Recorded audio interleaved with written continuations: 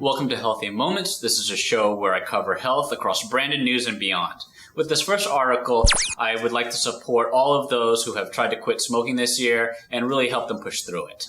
In this story, British researchers studied 5,000 men and 2,000 women over the course of 10 years to see how smoking affects their cognitive abilities.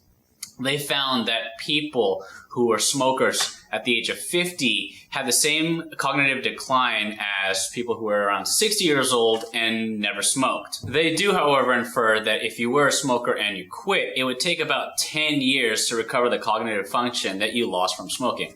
Now, I was a 2-pack-a-day smoker for almost 15 years, and now that I've switched to a healthy lifestyle, I found that cigarettes are just stinky, smelly distractions that really have no use for me or for anybody else anymore. Also in the health news, 50 million people suffer from arthritis, most commonly osteoarthritis.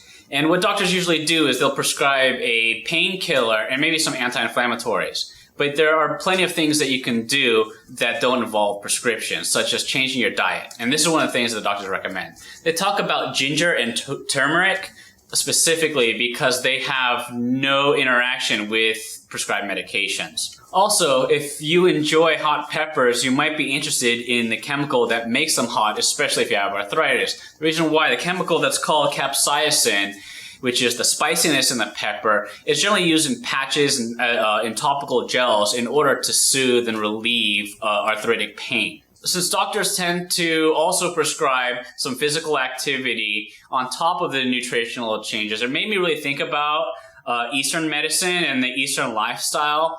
It dawned on me that those older Asian couples who are at the park practicing their Tai Chi might be contributing to healthy joints and other systems. I used to think those people are funny, and I didn't understand what they're doing, but if that's what it takes to live longer and feel better, you're going to see me in my old age at the park doing Tai Chi. There are a lot of definitions in today's episode, so the links to all of them are in the description below. I'm not sure how familiar you are with strokes. I wasn't at all until I read this article. There's a new medication used to prevent stroke in those who have abnormal heart rhythms.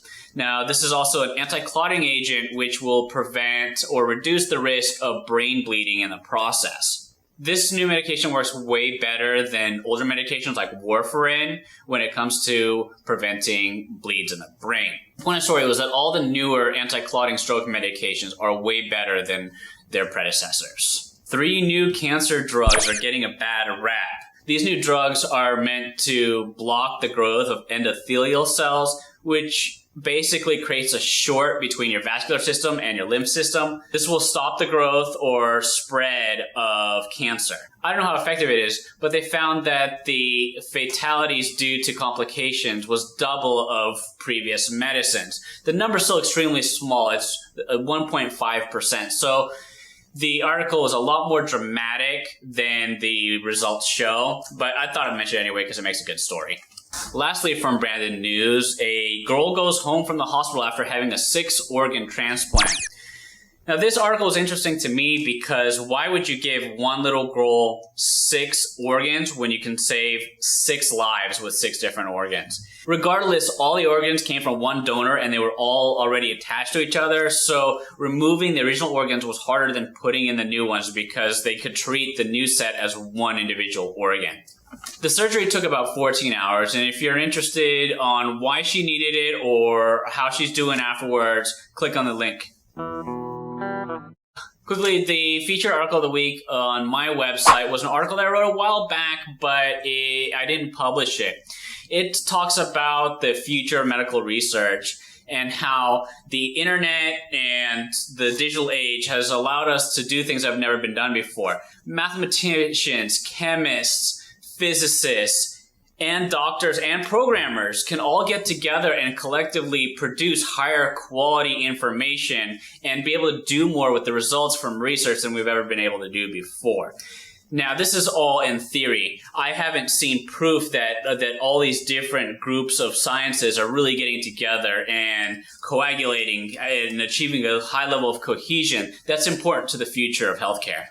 I'd like to finish today by talking about my Above the Influence line of merchandise.